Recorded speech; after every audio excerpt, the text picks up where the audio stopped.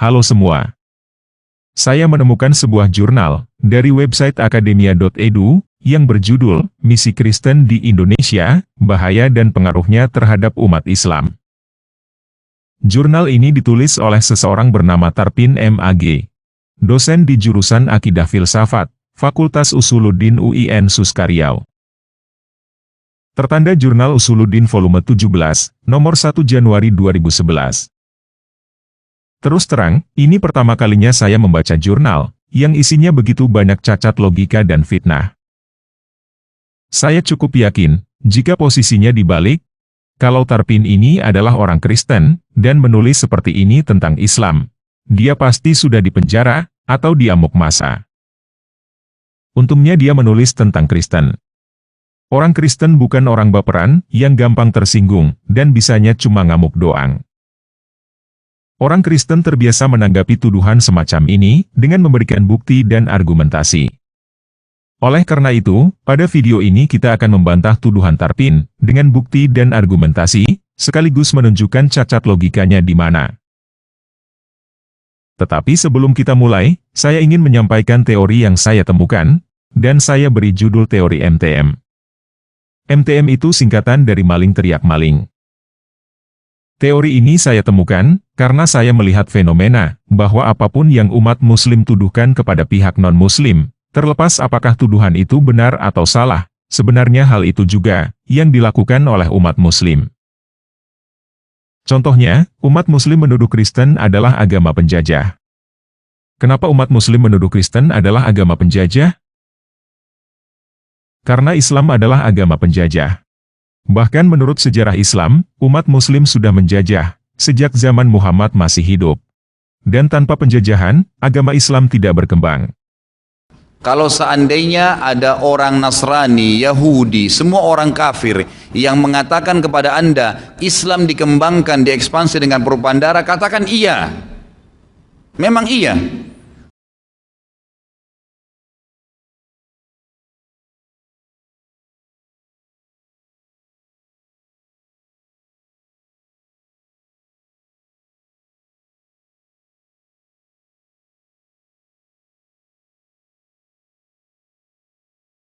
Kalau untuk ekspansi, syarat mutlak disepakati oleh jumhur ulama, harus tawarkan Islam dulu. Kalau mereka nolak, baru jizyah, upeti. Kalau mereka nolak, baru perang. Dan ini tanpa nunggu kita diserang. Memang ini ekspansi. Memang ekspansi Islam, disebarin Islam itu. Contoh lain, umat muslim menuduh Alkitab sudah diedit. Kenapa umat muslim menuduh Alkitab sudah diedit? Karena Al-Quran berbahasa Arab, sudah berkali-kali diedit di sepanjang zaman.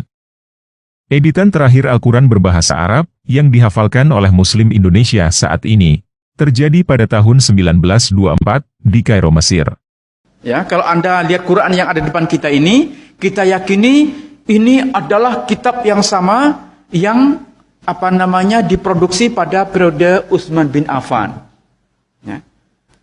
Jangan salah, kitab yang ada, Al-Quran yang ada di depan kita, itu diproduksi tahun 1924 di Kairo. Jelas ya? Nah, kenapa umat muslim melakukan MTM? Sebenarnya bukan hanya umat muslim yang melakukan MTM. Umat agama lain juga banyak yang melakukannya. Karena pada dasarnya, semua manusia tidak suka dirinya dinilai salah. Hanya saja, sebagian orang bisa menerima dirinya dinilai salah, lalu berusaha untuk memperbaiki kesalahannya. Sedangkan sebagian lagi, tidak bisa menerima bahwa dirinya dinilai salah, sehingga dia bukan hanya tidak memperbaiki kesalahannya, tetapi juga mencari pembenaran, dan terus melakukan kesalahan yang sama, berulang kali, di sepanjang hidupnya. Salah satu cara untuk mendapatkan pembenaran, adalah dengan menunjukkan kesalahan orang lain. Itu sebabnya, mereka selalu berusaha mencari kesalahan orang lain, supaya mereka merasa bahwa dirinya benar, dan berharap orang lain tidak lagi menilai mereka salah. Istilah lain yang kurang lebih sama artinya dengan maling teriak maling, adalah mencari kambing hitam. Yesus menegur orang-orang yang demikian, dengan perkataan, "Kenapa kamu melihat debu di mata saudaramu, sedangkan balok di matamu tidak kamu lihat?" Jadi, MTM adalah sesuatu yang biasa terjadi di dalam masyarakat. Tetapi, di kalangan umat muslim, fenomena ini menjadi tipikal. Kenapa bisa jadi tipikal? Karena ajaran agama mereka memang begitu, dan nabi yang mereka teladani juga seperti itu. Nabi mereka menyerang orang lain duluan, tetapi ngakunya diserang duluan. Kalau sudah tidak bisa membantah bahwa nabi mereka yang menyerang duluan tanpa alasan, maka mereka akan mencari-cari alasan lain, seperti karena korbannya menolak kenabian Muhammad. Intinya, mereka memang diajarkan, dilatih, dan diberikan teladan untuk selalu mencari kesalahan pihak lain, supaya mereka kelihatannya benar. Nah, pada video ini, kita akan menguji, apakah teori MTM yang saya temukan ini tepat. Cara mengujinya adalah, dengan memperhatikan, apakah semua yang dituduhkan oleh Tarpin, dilakukan oleh Muslim sendiri, terlepas apakah pihak yang dituduh itu benar melakukannya atau tidak. Jika semua yang dituduhkan oleh Tarpin, dilakukan juga oleh Muslim sendiri, maka teori MTM ini tepat. Jika tidak semua yang dituduhkan oleh Tarpin, dilakukan juga oleh Muslim sendiri, maka teori MTM ini tidak tepat. Jelas ya? Oke, kita mulai aja ya.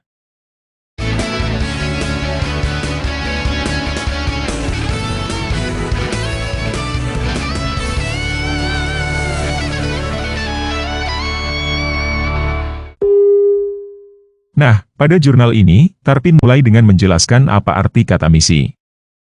Di halaman pertama, halaman 38, Tarpin sudah mulai memberikan tuduhan sebagai berikut. Dalam konteks keindonesiaan, kegiatan misi berkait erat dengan kolonialisme dan orientalisme, serta kristenisasi. Dalam era pasca reformasi, kegiatan misi tidak hanya sebatas kristenisasi umat Islam, dengan berbagai metode dan sarana, yang disusun sistematis dan terorganisir. Kegiatan ini bertendensi untuk menjauhkan umat Islam, dari ajaran agamanya, serta memecah belah kesatuan dan persatuan umat. Nah, pemberitaan Injil dikaitkan dengan penjajahan, adalah tuduhan yang sering dilontarkan oleh Muslim. Kenyataan yang pertama, tidak ada misi penginjilan pada zaman VOC. Kenyataan yang kedua, kantong-kantong Kristen, seperti Batak, Maluku, dan lainnya, berbondong-bondong masuk Kristen, bukan karena penginjilan, tetapi karena mereka diserang dan dipaksa masuk Islam.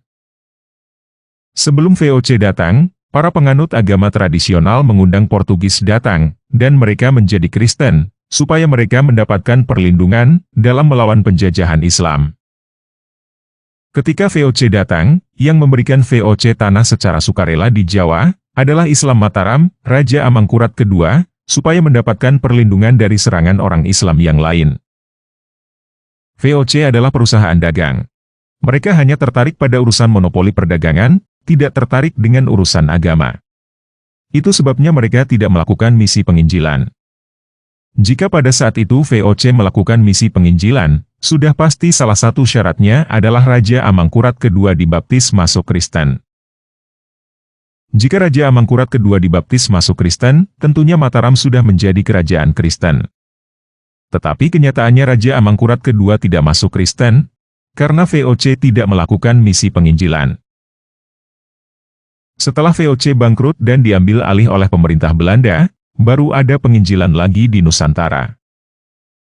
Nommensen bisa mengkristenisasi suku Batak secara massal, bukan karena orang Batak dipaksa masuk Kristen oleh Belanda, tetapi karena orang Batak diserang dan dipaksa masuk Islam, oleh Imam Bonjol dan antek-anteknya, pada waktu Perang Padri. Orang-orang Batak meminta perlindungan kepada Belanda, dari serangan Islam, dan secara sukarela masuk Kristen. Nah, terlepas apakah kamu percaya bahwa Portugis dan Belanda tidak memaksakan agama Kristen, kenyataan berikutnya adalah, sebelum Portugis datang, orang-orang Islam sudah melakukan penjajahan, dan memaksakan agama Islam kepada pribumi Nusantara. Klaim bahwa Islam masuk ke Nusantara dengan damai tanpa perang, adalah kebohongan. Tidak ada satupun kerajaan Islam di Nusantara, yang tidak memaksakan rakyatnya masuk Islam, dan tidak ada satupun perang yang dilakukan oleh kerajaan Islam, yang tidak membawa misi Islamisasi. Jadi, tuduhan bahwa Kristen adalah agama penjajah, adalah MTM. Islam menuduh Kristen agama penjajah, karena Islam adalah agama penjajah. Bahkan sebelum Portugis menjadi negara yang merdeka, Portugis adalah wilayah jajahan Islam. Tuduhan berikutnya dikatakan, bahwa misi tidak sebatas kristenisasi umat Islam, dengan berbagai metode dan sarana, yang disusun sistematis dan terorganisir. Bertendensi untuk menjauhkan umat Islam dari ajaran agamanya, serta memecah belah kesatuan dan persatuan umat. Kenyataannya, umat Islam sendiri melakukan islamisasi dengan berbagai metode dan sarana, yang disusun sistematis dan terorganisir, untuk mengislamkan umat Kristen, serta memecah belah kesatuan dan persatuan umat Kristen. Lihat saja di YouTube. Ada banyak video yang dibuat oleh Muslim sendiri, yang menunjukkan betapa bangganya mereka masuk ke kantong Kristen, mendirikan masjid, dan mengislamisasi orang Kristen di situ. Bahkan ada video, yang dibuat sendiri oleh Ustadz Moko Ginta, yang memperlihatkan bagaimana dia dengan bangga berusaha memecah belah keluarga Kristen, dengan menghasut seorang perempuan yang baru masuk Islam, untuk bercerai dengan suaminya yang masih Kristen, jika suaminya itu tidak mau masuk Islam juga. Alasannya adalah karena di dalam Islam, perempuan Muslim tidak boleh menikah dengan lelaki non-Muslim. Perlu kita ketahui bahwa Bu Sandra Ngongolo ini adalah satu-satunya muslimah yang ada di kampung ini. Artinya beliau satu-satunya yang masuk Islam yang tinggal di Mogoyong. 99,9% semuanya Kristen. Nah, namun demikian suaminya masih tetap bertahan di agama Kristen. Jadi mereka sampai saat ini masih hidup dalam satu rumah tangga. Namun demikian begini Bu Sandra, ini karena ibu sudah menjadi muslimah, dalam ajaran Islam tidak boleh ada pernikahan rumah tangga berbeda keyakinan. Cuma ada dua kemungkinan. Pertama, ibu boleh hidup dengan dia bersama-sama, tapi itu dosa. Itu dalam pandangan Islam itu zina selamanya ya. Atau yang kedua, cerai. Jadi, tuduhan bahwa kristenisasi, dengan berbagai metode dan sarana, yang disusun sistematis dan terorganisir, bertendensi untuk menjauhkan umat Islam dari ajaran agamanya, serta memecah belah kesatuan dan persatuan umat, adalah MTM juga. Itu persis yang dilakukan oleh umat Islam, ketika melakukan islamisasi. Pada halaman ini juga, Tarpin berkata, misi dalam Islam, hanyalah sebatas mengabarkan atau menyampaikan, dan tidak melakukan pemaksaan dan intimidasi. Ini adalah kebohongan. Islamisasi dengan melakukan pemaksaan dan intimidasi, masih dilakukan oleh Islam sampai hari ini. Selain itu, sejarah Islam sendiri membuktikan, bahwa Islam menjadi besar karena pemaksaan dan intimidasi. Kemanapun Islam pergi, Islam selalu mempunyai keinginan, untuk memaksakan syariat Islam. Tanpa pemaksaan dan intimidasi, agama Islam tidak bisa menjadi besar. Saya katakan ikhwas sekalian, memang Islam dikembangkan dengan pedang. Nabi SAW menyerang Mekah, itu dengan kekuatan memang. Sampai menaklukkan Mekah, akhirnya tersebar Islam di Mekah. Dan kalau tidak ada jihad pada saat itu, Mekah akan tetap jadi kota kafir. Jangan dilupakan sejarah itu. Nah, ada satu hal yang saya sangat setuju, dengan tulisan Tarpin, pada halaman 39. Kecurigaan, kalau tidak bisa dikatakan kebencian, terhadap segala kegiatan yang berbau misi, semakin lama semakin membubung. Terlebih jika mengingat, betapa dalam beberapa dekade terakhir, secara kuantitatif, terjadi peningkatan populasi umat Kristen, dan semakin banyaknya umat Islam, yang mengalami konversi pindah ke agama Kristen. Ini teman-teman lihat ya. Tarpin sendiri yang mengakui bahwa semakin banyak umat Islam yang konversi ke Kristen. Dan hal itu memicu, semakin lama semakin membubung, kecurigaan, kalau tidak bisa dikatakan kebencian. Nah, pada halaman 42, Tarpin menulis seperti ini. Kesamaan keduanya adalah, baik islamisasi maupun kristenisasi, didasari keyakinan bahwa misi atau dakwah agama tersebut, merupakan sebuah kewajiban dan tugas suci yang diamanatkan oleh Tuhan, dan tercantum dalam kitab suci. Perbedaannya, kristenisasi lebih bernuansa politik. Saya ulangi ya. Menurut Tarpin, kristenisasi lebih bernuansa politik. di mana kegiatan menyebarkan agama dan ajaran Injil, di samping untuk menambah pengikut Kristen, sekaligus sebagai sebuah usaha untuk mempertegas dominasi dan hegemoni Kristen atas agama-agama lain. Ini adalah tuduhan bohong yang bisa kita bantah dengan sangat mudah. Sekarang ini, diperkirakan ada sekitar 10-20% umat Kristen di Indonesia. Apakah sekarang ini ada partai politik Kristen di Indonesia? Partai-partai politik bernuansa agama apa yang dari dulu sampai sekarang marak di Indonesia dan harus kekuasaan? Cobalah jujur. Agama apa yang selalu berambisi untuk mempertegas dominasi dan hegemoni atas agama-agama lain? Jelas-jelas pada tahun 2011, ketika dia menulis jurnal ini, tidak ada partai politik Kristen, dan semua partai politik Islam saling berambisi untuk mempertegas dominasi dan hegemoni. Selain itu, jelas-jelas hanya Islam yang selalu menekan agama lain, dan perintah untuk menekan agama lain itu ada di dalam Al-Quran.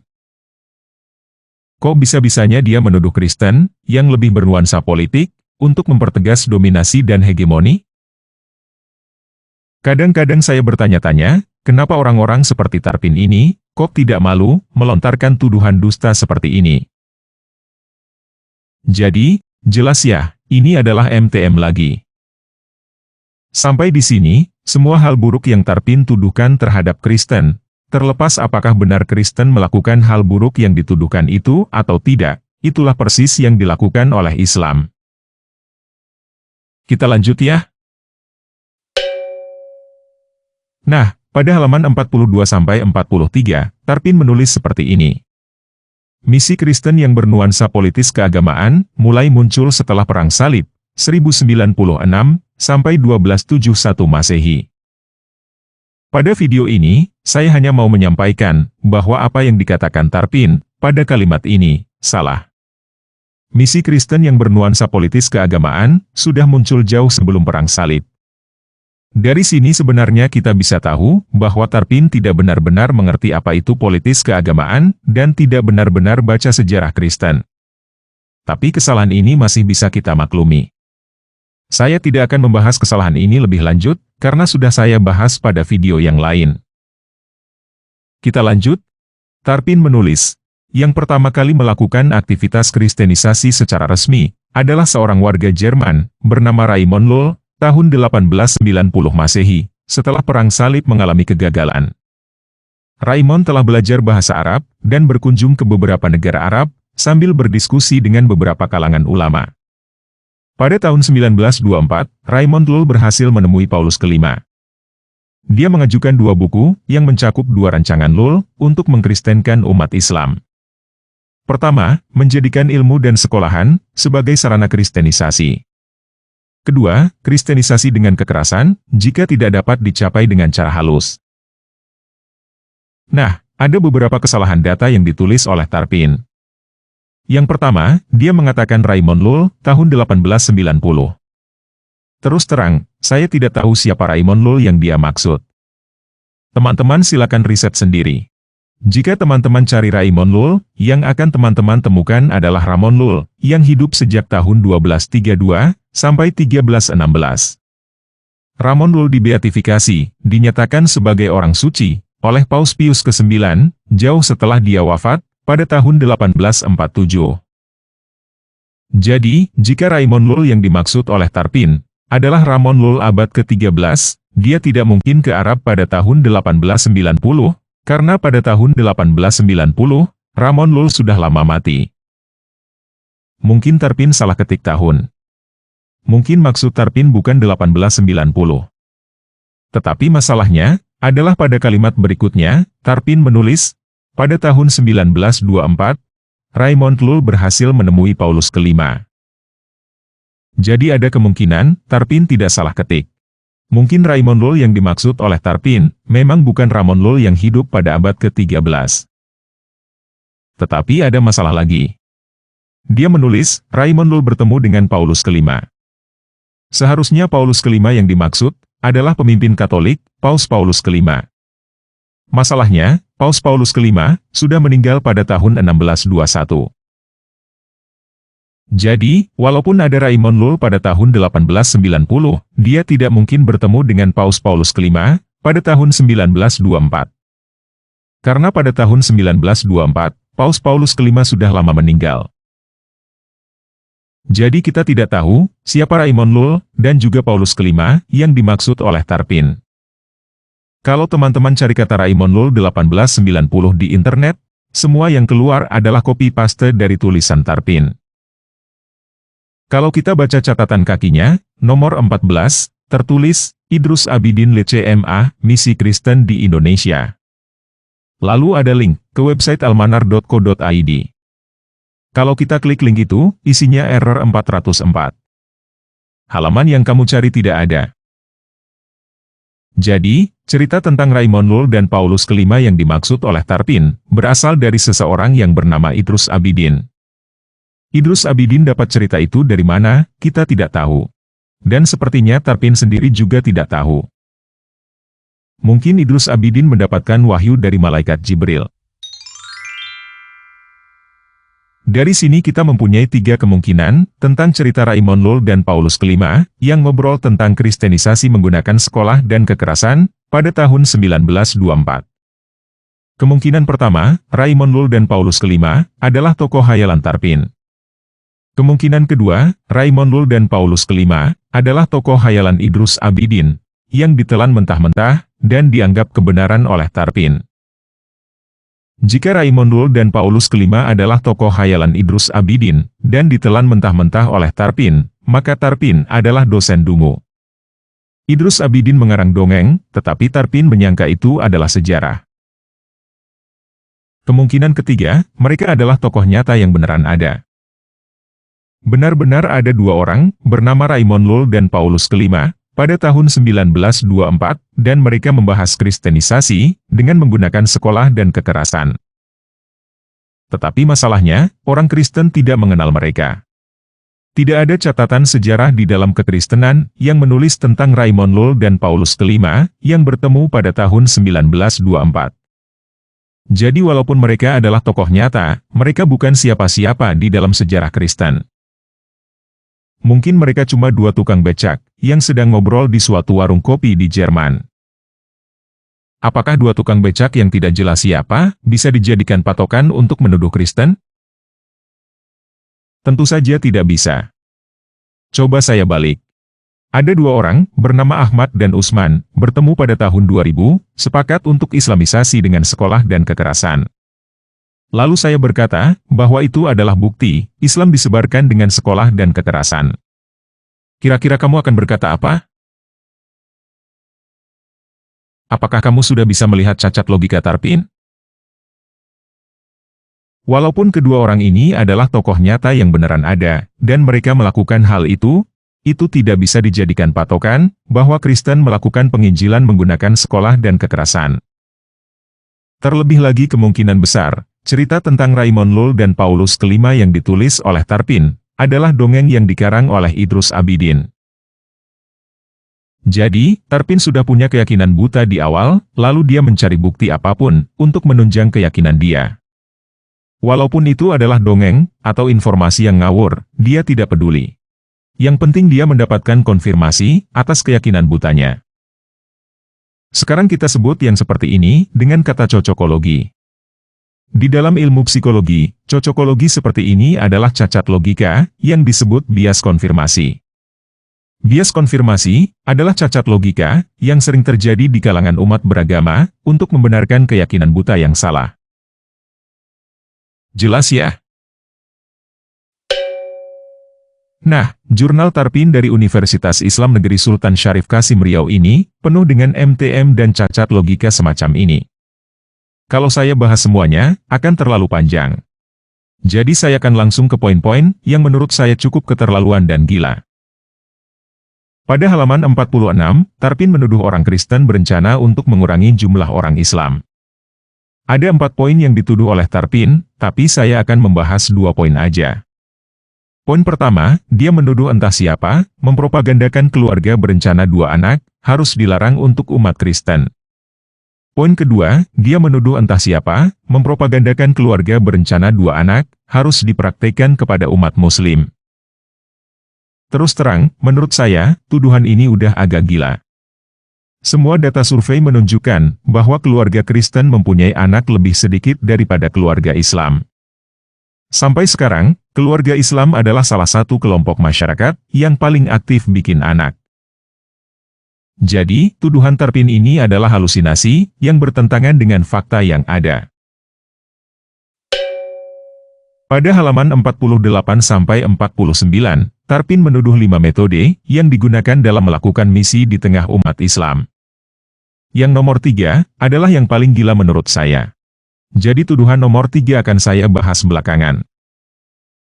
Di tuduhan yang pertama, dia menuduh umat Kristen membangun gereja di lingkungan mayoritas Muslim. Kenyataannya, pembangunan gereja di Indonesia dipersulit, bahkan di daerah yang bukan mayoritas Muslim. Dan kenyataannya umat Muslimlah yang membangun masjid seenaknya, di lingkungan mayoritas Kristen. Jadi ini jelas adalah MTM. Umat Muslim yang membangun masjid di lingkungan Kristen, tetapi menuduh Kristen membangun gereja di lingkungan Muslim. Tuduhan yang kedua, dia menuduh para misionaris berpura-pura mengawini wanita Muslimah, lalu setelah punya anak, si wanita dipaksa berganti agama Kristen, dengan ancaman akan ditinggalkan, jika tidak mematuhi sang misionaris. Kenyataan pertama, ada larangan untuk menikah beda agama, dan ada larangan untuk bercerai di dalam Kristen. Walaupun ada orang Kristen yang kawin dengan wanita Muslim, itu sudah pelanggaran atas ajaran Kristen. Artinya, jika ada orang yang KTP-nya Kristen, kawin dengan wanita Muslim, itu bukan misionaris. Apalagi mengancam bercerai. Ini sama seperti jika ada orang yang KTP-nya Islam, tapi orang itu makan babi. Lalu ada yang menuduh bahwa para ulama Islam makan babi. Tentunya ini adalah cacat logika. Di dalam psikologi, cacat logika seperti ini disebut manusia jerami. Kenyataan kedua, yang sesungguhnya banyak terjadi, adalah pria Muslim mengawini non-Muslim, dan memaksanya untuk beragama Islam. Jika tidak mau masuk Islam, akan diceraikan, atau si pria Muslim itu akan kawin lagi dengan perempuan lain. Dan kenyataannya, poligami dan kawin cerai diperbolehkan dalam agama Islam. Jadi ini adalah MTM, yang sebenarnya sudah keterlaluan. Muslim yang melakukan Islamisasi dengan kawin cerai, tetapi menuduh Kristen yang melakukan hal itu. Tuduhan yang keempat, mengkristenkan pasien Muslim. Nah, saya tidak punya data, apakah ada yang mengkristenkan pasien Muslim, dan saya tidak punya data, apakah ada yang mengislamkan pasien Kristen. Jadi saya tidak punya komentar tentang tuduhan ini. Bisa jadi ini adalah MTM juga. Tuduhan yang kelima, misi atas nama bantuan kemanusiaan. Setahu saya ini memang betul. Kristen memang melakukan penginjilan dengan memberikan bantuan kemanusiaan. Dan kenyataannya, Islam juga gencar misi Islamisasi menggunakan bantuan kemanusiaan. Jadi, ini adalah MTM juga. Islam gencar melakukan Islamisasi dengan memberikan bantuan kemanusiaan, sambil menunjuk Kristen melakukan Kristenisasi dengan memberikan bantuan kemanusiaan. Tuduhan yang ketiga, yang menurut saya sangat gila, adalah Tarpin menuduh Kristenisasi menggunakan obat terlarang. Nah, apakah kita bisa membuktikan bahwa tuduhan Tarpin ini tidak benar? Tentu saja bisa. Di dalam tulisan ini sendiri, tepatnya di halaman 44, Tarpin menulis tentang tantangan mikro yang dihadapi misi. Pada poin ketiga dikatakan, minimnya perhatian gereja lokal terhadap misi. Hal ini bisa dilihat dari absennya aktivitas pekabaran Injil, diakonia untuk orang non-Kristen, minimnya dana misi.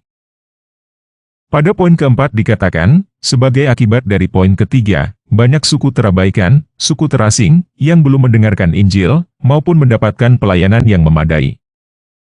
Jadi, Tarpin mengakui bahwa gereja tidak punya duit yang cukup untuk pelayanan misi. Bahkan untuk pelayanan standar seperti diakonia aja kurang. Kalau tidak punya duit, bagaimana mungkin bisa penginjilan menggunakan obat terlarang? Emangnya obat terlarang itu gratis? Obat terlarang itu mahal. Jadi penginjilan menggunakan obat terlarang itu adalah sesuatu yang tidak mungkin. Semua aliran Kristen yang saya tahu melarang penggunaan obat terlarang. Seumur hidup saya sampai hari ini, saya belum pernah mendengar ada orang Kristen yang melakukan penginjilan dengan menggunakan obat terlarang. Selain itu, saya juga belum pernah mendengar ada orang Kristen yang menuduh bahwa orang Islam melakukan Islamisasi dengan menggunakan obat terlarang. Artinya, menyebarkan agama dengan menggunakan obat terlarang adalah sesuatu yang tidak pernah terlintas di dalam benak orang Kristen. Tetapi seperti yang kita lihat bersama, bahwa tuduhan orang Kristen melakukan penginjilan menggunakan obat terlarang adalah nyata. Yang menjadi pertanyaan di benak saya adalah dari mana Tarpin mendapatkan ide bahwa orang Kristen melakukan penginjilan menggunakan obat terlarang. Apakah Tarpin berfantasi sedemikian gilanya? Atau jangan-jangan ini adalah MTM lagi? Jangan-jangan memang ada orang Islam yang melakukan Islamisasi dengan menggunakan obat terlarang. Tetapi mungkinkah ada orang Islam yang melakukan Islamisasi menggunakan obat terlarang? Menurut saya masih mungkin. Sudah bukan rahasia lagi bahwa ladang-ladang ganja terbesar di Indonesia adanya di Aceh dan Sumatera Utara. Dan kita semua tahu bahwa Aceh dan Sumatera Utara adalah daerah mayoritas Muslim. Tidak mungkin orang Kristen yang kekurangan duit beli obat terlarang dari orang Islam, lalu dibagikan kepada orang Islam untuk kristenisasi. Yang jauh lebih memungkinkan adalah orang Islam penghasil obat terlarang membagikannya kepada orang Kristen secara gratis, supaya kecanduan dan masuk Islam. Jadi, tuduhan orang Kristen menyebarkan agama dengan obat terlarang, kemungkinan adalah MTM juga. Mungkin ada orang Islam yang melakukan hal itu, tetapi menuduh orang Kristen yang melakukannya. Artinya, kalau kamu berkata bahwa menuduh umat Islam melakukan Islamisasi dengan menggunakan obat terlarang adalah fitnah yang keji, maka lebih keji lagi menuduh umat Kristen melakukan kristenisasi dengan menggunakan obat terlarang. Terus terang, walaupun ada orang Islam yang melakukan Islamisasi menggunakan obat terlarang, saya tidak mau berkata bahwa Islam menyebarkan agama dengan obat terlarang. Kalaupun ada, itu hanya oknum yang tidak sesuai dengan ajaran Islam. Jelas ya?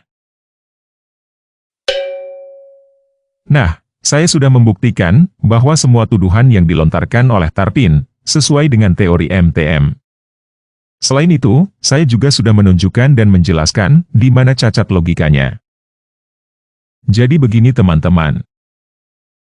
Kalau agama kamu semakin dipelajari, semakin membuat kamu menjadi maling teriak maling, dan semakin membuat kamu cacat logika, segera tinggalkan agama itu. Karena agama semacam itu tidak akan membawa kamu masuk surga. Agama semacam itu adalah pembodohan yang membawa kamu ke jalan yang lurus, menuju neraka. Segera tinggalkan agama yang membuat kamu menjadi maling teriak maling, bodoh, dan cacat logika, sekarang juga, sebelum terlambat. Oke, sekian video kali ini. Yesus Kristus mengasihi kamu.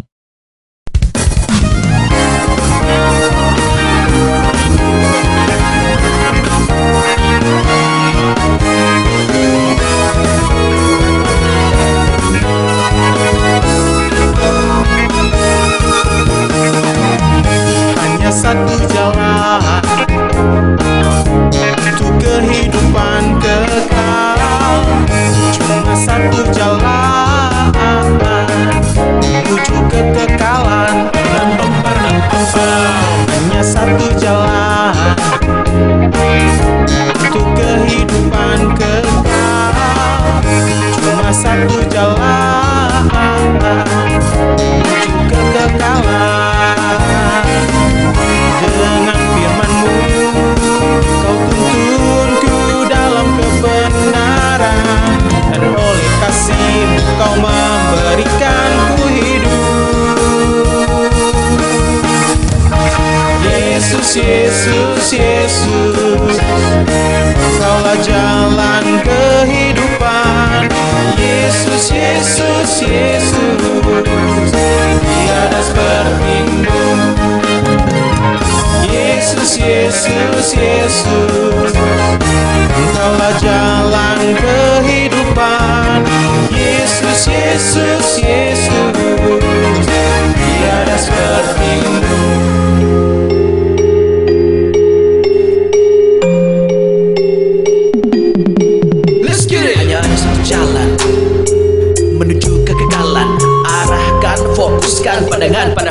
sumber kehidupan. Yesusku, Engkau segalanya, berkuasa selamanya, jalan satu-satunya, tiada bandingannya dan tiada duanya. Dengan firman-Mu, Kau tuntunku dalam kebenaran. Oleh kasih-Mu Kau memberikanku hidup. Yesus, Yesus, Yesus, Engkaulah jalan kehidupan. Yesus, Yesus, Yesus, tiada seperti-Mu, tiada seperti-Mu.